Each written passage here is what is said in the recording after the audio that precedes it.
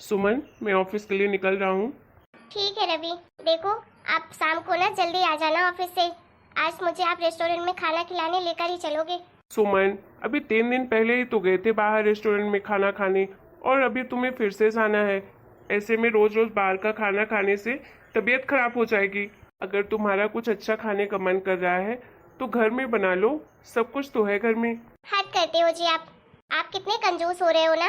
अरे मेरी सहेली सविता ना अभी कल ही गई थी रेस्टोरेंट में खाना खाने के लिए। कोई नया कैफे खुला है वहाँ पर, बोल रही थी बहुत टेस्टी खाना मिलता है, इसलिए मुझे भी जाना है। मेरी तबीयत तो बिल्कुल नहीं खराब होती है। आपको तो बस पैसे बचाना है। पैसे बचाने के चक्कर में बहाना बना रहे हो ना। कभी कभी तो लगता है आप मुझसे जैसे प्यार ही नहीं करते हो बिल्कुल भी। सविता के पति को देख लो, जहाँ बोलती है वहाँ लेकर जाते हैं। अरे बाबा, ऐसी बात नहीं है। मैं भला क्यों कंजूसी करूँगा। अच्छा ठीक है, तुम्हारा मन है बाहर जाने का, ठीक है, मैं शाम को वापस आ जाऊँगा जल्दी, और फिर हम साथ में रेस्टोरेंट चलेंगे, नए वाले में डिनर करेंगे। Thank you so much Ravi, मुझे पता था आप मुझे निराश बिल्कुल भी नहीं करोगे। प्यार जो करते हो मुझसे आप। चलो अब मैं चलता हूँ। ठीक है, बाय। अरे सुमन, क्या कर रही हो? अरे कविता तुम, आओ आओ। अरे कविता, शॉपिंग करने गई थी क्या? ये सोने का कड़ा ली हो हाथ में, ऊपर से गले में भी तुम्हारा ये हार बहुत चमक रहा है। नया खरीदा है क्या?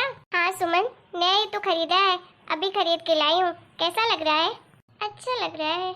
अरे मेरे पति सूरज जी ने दिलवाया है, बोल रहे थे और जो भी लेना हो तुम्हें तो ले लो। मैंने ही मना कर दिया कि अभी तो बस इतना ही लेना है मुझे। अभी ये मार्केट में लेटेस्ट डिजाइन आई है, और तुम्हें पता है मेरे पति ने तो 2 साड़ियाँ भी दिलवाई है राधा रानी के यहाँ से। अरे पूरे 15,000 की एक साड़ी है।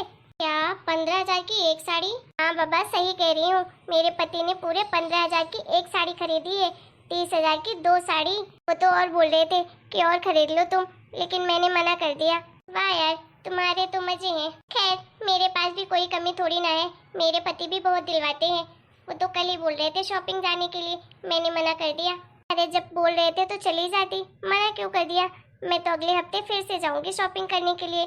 मैं तो कुछ भी कह दूं अपने पति को, मेरे पति तो कभी मना नहीं करते हैं, हर चीज के लिए हाँ बोल देते हैं। मेरे पति तो पैसे भी बहुत कमाते हैं। हाँ तो मेरे पति भी कम थोड़ी ना है, मेरे पति भी बहुत पैसा कमाते हैं। ठीक है, चलो सुमन चलती हूँ मैं। वो तो मैं तुम्हें ये अंगूठी और ये हार दिखाने आई थी कि कैसा लग रहा है। ठीक है, रास्ते में जाकर रीना भाभी को भी दिखा दूंगी कि मैंने ये 15,000 की साड़ी खरीदी है और इतनी सारी ज्वेलरी भी खरीदी है। बढ़िया आई, मेरे पति क्या कम कमाते हैं पैसे। अरे इससे भी महंगी साड़ी दिलवा सकते हैं वो मेरे लिए। मैं तो कल ही जाऊंगी मार्केट और अपने लिए 30,000 की एक साड़ी लेकर आऊंगी, वो भी डिजाइनर साड़ी।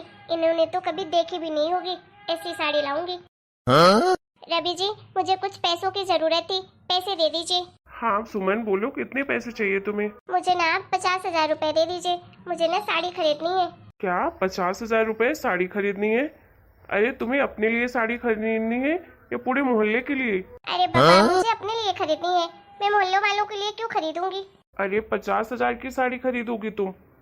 कितनी साड़ी खरीदनी है तुम्हें? अभी तो तुम वैसे भी हड़ताल का तेज में 2-3 साड़ी खरीद के लाई हो, फिर रोज रोज साड़ी क्यों खरीदना है तुम्हें? मुझे तो लगा किसी और काम के लिए तुम्हें पैसे चाहिए। देखो रवि जी, मुझे ना आपकी यही आदत बिल्कुल पसंद नहीं है, हर चीज में जो रोक टोक करने लगते हो। शर्मा जी को देख लीजिए, अपनी बीबी के ऊपर कितना पैसा लुटाते हैं। जितना पैसा मांगती है उनकी बीबी उतना पैसा दे देते हैं। अरे कल ही अभी मार्केट से जाकर ना 15,000 की साड़ी लेकर आई है, ऊपर से 2.5-3 लाख की ज्वेलरी भी लेकर आई है। और आपको देख लो, जरा से 50,000 रुपए के लिए ही क्या बोल दिया कि आप तो मुझे लेक्चर ही सुनाने लगे। देखिए मैं कुछ नहीं जानती हूँ, मुझे 50,000 रुपए चाहिए तो चाहिए, मुझे साड़ी खरीदनी है। अच्छा ठीक है बाबा, गुस्सा मत हो, ले लेना तुम पैसे, अलमारी में रखे हुए हैं, वहाँ से जाकर ले लो। थैंक यू रवि जी, मुझे पता ही था कि आप पैसों के लिए तो कभी मना नहीं करोगे अपनी प्यारी वाइफ को। हाँ हाँ, लेकिन ज्यादा पैसे मत ले लेना, फिजूल खर्ची मत करना पैसों की, ठीक है? ओहो रवि जी, नहीं करूँगी। अब वैसे भी पैसे होते ही किस लिए हैं? खर्चे करने के लिए तो होते हैं। अब मैं पैसे नहीं खर्च करूँगी तो कौन करेगा?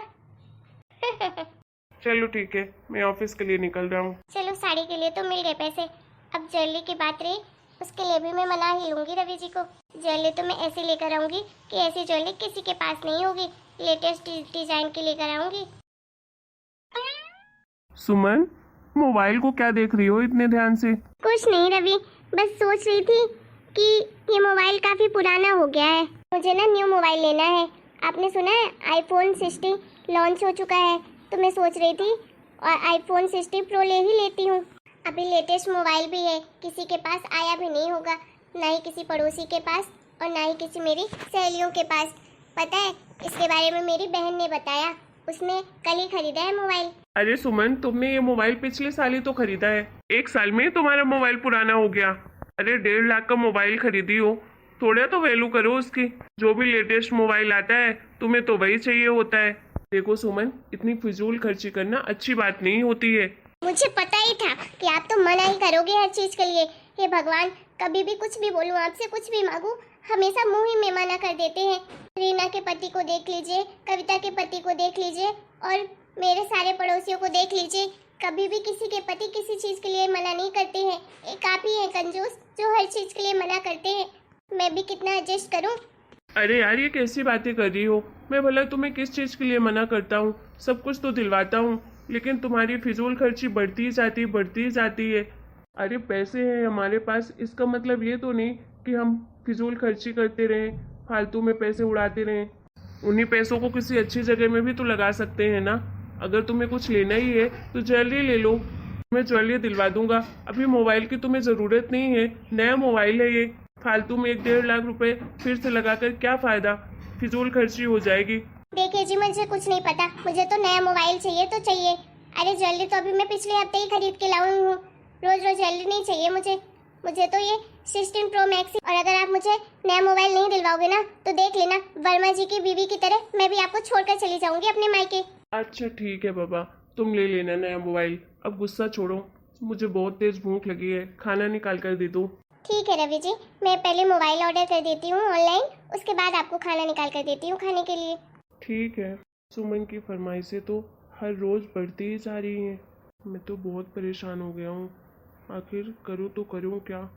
मैं सुमन के मम्मी पापा से बात करता हूँ, शायद वही सुमन को समझाएं, उनकी बात ही समझ जाए सुमन। मैं कुछ कहता हूँ तो उल्टा ही मतलब निकाल लेती है। रवि जी, आपके हाथ में क्या है? अरे ये तो मैं तुम्हारे लिए ही लेकर आया था। अरे तुम खुद ही देख लो इसमें क्या है। लाइए दीजिए। ये क्या? ये तो डिवोर्स के पेपर है। ये पेपर आप मुझे क्यों दे रहे हैं? आप मुझे कहीं डिवोर्स तो नहीं दे रहे हैं ना? अरे सुमन, तुम भी ना। अरे तुम्हें डिवोर्स दे रहा हूँ तभी तो ये पेपर घर लेकर आया हूँ। अरे तुम्हें पता है वो तुम्हारी सहेली नहीं है, शर्मा जी की वाइफ कविता। शर्मा जी अपनी वाइफ कविता को डिवोर्स दे रहे हैं, इसीलिए मैं भी लेकर आ गया डिवोर्स के कागजात तुम्हारे लिए। अब हम दोनों भी अलग हो जाएंगे। मैंने सोचा वो लोग तो कल डिवोर्स दे रहे हैं तो क्यों न मैं आज ही तुम्हें दे देता हूँ, क्योंकि तुम्हें तो हर काम सबसे पहले करना पसंद है ना, इसलिए मैं तुम्हारे लिए कागजात लेकर आया हूँ। चलो अब इन पेपर पे साइन कर दो जल्दी से। और मैंने तो साइन कर ही दिया है। ये क्या कह रहे हैं जी? मैं आपको डिवोर्स नहीं दूंगी, मैं आपसे बहुत प्यार करती हूँ। मैंने ऐसी कौन सी गलती कर दी जो आप मुझे डिवोर्स दे रहे हैं? प्लीज आप मुझे डिवोर्स मत दीजिए, मैं कहाँ जाऊंगी? अरे तुम भूल गई क्या? तुमने ही तो कहा था कि तुम मुझे छोड़कर अपने मायके चली जाओगी, तो तुम जाओ अपने मायके। अरे वो तो मैंने गुस्से गुस्से में बोल दिया था। भला शादी के बाद भी कोई मायका होता है क्या? अरे मायके में 2 4 6 दिन रह सकते हैं, जिंदगी भर थोड़ी ना रह सकते हैं। मैं देखिए आपको छोड़कर कहीं नहीं जाऊंगी, प्लीज मुझे अपने पास ही रखिए। ये कैसी बातें कर रही हो तुम सुमन? अरे तुम भूल गई क्या? तुम तो वही सब करती हो ना जो तुम्हारी सहेलियां करती हैं, पड़ोस की औरतें जो कुछ भी करती हैं तुम्हें तो वो सब कुछ करना होता है। अगर वो साड़ी लेकर आती हैं एक, तो तुम जाकर मार्केट से 2 साड़ी लेकर आती हो। फिर अब क्या हो गया तुम्हें? अब जब तुम्हारी सहेली अपने पति को डिवोर्स दे रही है तो तुम भी दो ना मुझे डिवोर्स। तुम्हें क्या प्रॉब्लम हो रही है? देखो किसी काम में पीछे नहीं रहना चाहिए। मुझे समझ आ गया है, मैंने बहुत बड़ी गलती की है। मैंने दूसरों को देखा सीखे सब कुछ किया है, मैंने आपके बहुत पैसे बर्बाद किए, लेकिन अब ऐसी गलती नहीं करूंगी दोबारा। मुझे पता है आप मुझे ताने मार रहे हो, लेकिन अब सच्ची मैं आपके पैसे वेस्ट नहीं करूंगी।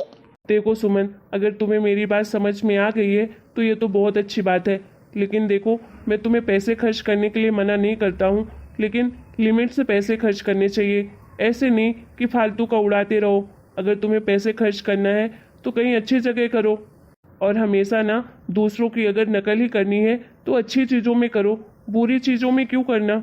जरूरी थोड़ी ना है कि कोई अपने पैसे फालतू में उड़ा रहा है तो हम भी उसका देखा सीखे पैसे उड़ाएं।